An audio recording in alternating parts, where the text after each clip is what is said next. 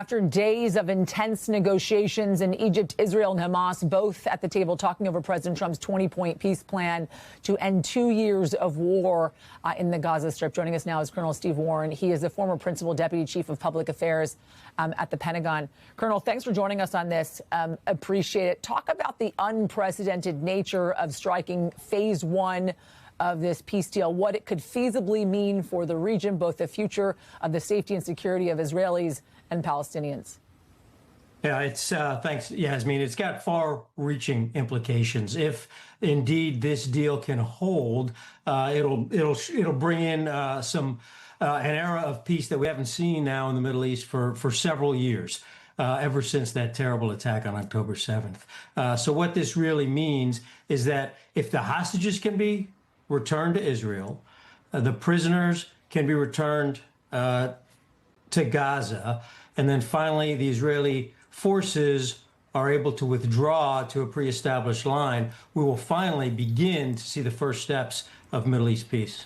We've seen two ceasefires before this. One was 50 days after the initial attack on October 7th. The second was back in January of this year, both of which did obviously not reach finality, and war then ensued once again. What do you think is different possibly about this time?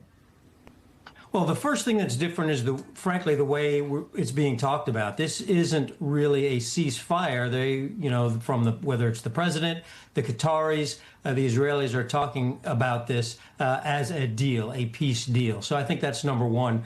It has a different feel to it overall. We do have to keep in mind that, in the first two times, sometimes there's difficulty. We know Hamas leadership and Hamas fighters aren't necessarily joined. They're not talking to each other well. Often the Hamas fighters are operating without guidance from any of their leadership and sort of going rogue.